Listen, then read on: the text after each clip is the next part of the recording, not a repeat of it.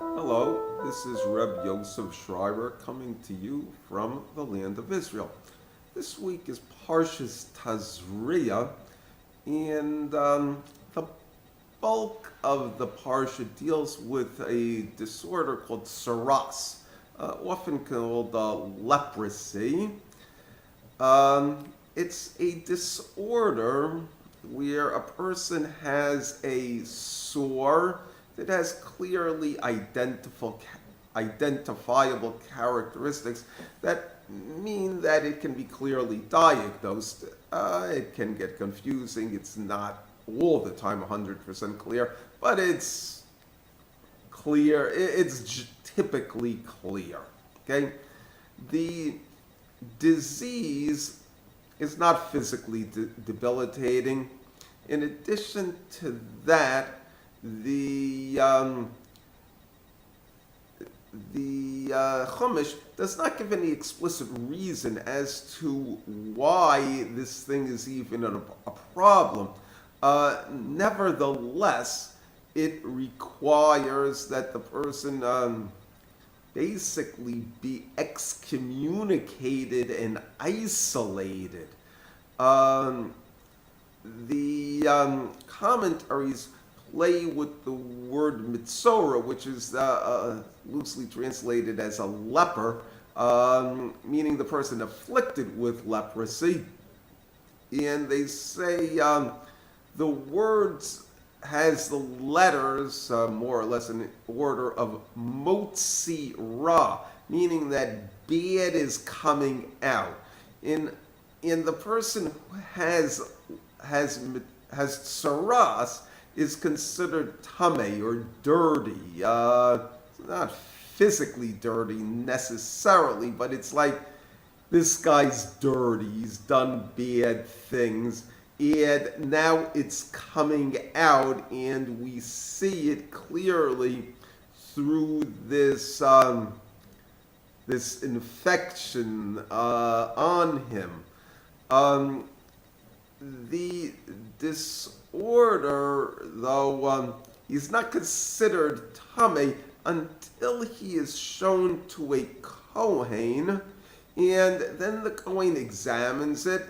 If it is indeed saras, he then declares him as tamei. It's at that point that he is considered tamei. In other words, there is a clear human aspect of it. The idea of the Kohen is that these are the societal leaders.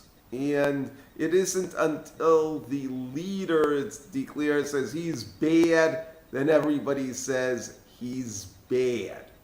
Okay? The commentaries examine the aspects of what really is a punishment for saras, and they will suggest just what it is that he has done wrong. Most generally, you would say that he has sinned against the honor of either heaven or man. In other words, he's either been repugnant to God or he has offended other people.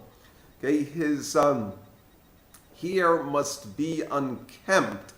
The idea is that he has been big-headed, he has been vain, therefore we're going to make his head look ugly. His clothing must be torn.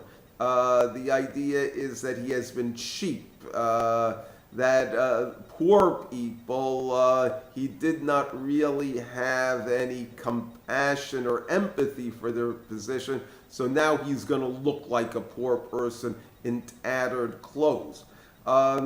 He has to keep his mouth covered. And the idea of that is that he has sinned with his lips and his tongue, meaning speech. The term lashon hara is typically used, generally translated as gossip, but it means misuse of speech, a liar, character assassination. that type of thing, mocker, reveler. As a result of that, he has to cover his mouth, and he has to shout "Tamei, tamei," that he's dirty, to warn people not to approach him. The idea seems to be, on one hand, that if you have anything to do with this guy, he's going to he's going to be damaging to you. You're going to get a hit in dealing with him. Or the other side is that the disease is contagious. The things that he is doing have a certain allure to them, and therefore other people will do the same thing, even though they are very bad. Bad ideas can catch on. The Eicha Rabbah, ancient commentary, basically a contemporary of the Talmud, discusses it, and the Mitzorah, and it makes an allusion to the temple. What it says concerning the lesion is its pollution, and avodah zarah is considered a pollution, and it draws similarities in language, and that it refers to the avodah zarah that is in the temple, that the unkempt hair, he says, is a physical manifestation of God's throne, so to speak, the state of the kingdom of heaven on earth. The tattered clothes are the state of the Bigdei Kahuna, the priestly raiment, so to speak, the honor of the religious establishment of the community is in tatters. The fact that he covers his mouth is, he says, is an allusion to the exile where you can't even let a single word of Torah out of your mouth. In the fact that it says tamei, tamei, the double language, repetition of the word, refers to the destruction of the first and second temples. Okay, so what you have is a disorder that seems to be an aspect or a reflection of social ills. It's different from the Rotzeach b'shogeg, the person who kills somebody basically negligently, and then what happens is he has to flee he's banished to a city.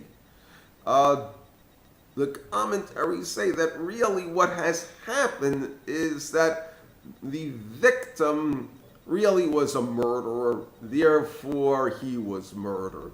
The perpetrator really did in fact kill somebody by accident. Now he has done it again, but this time he has been caught. In other words, it's a revelation of something that happened secretly, and it's being revealed by the hand of heaven.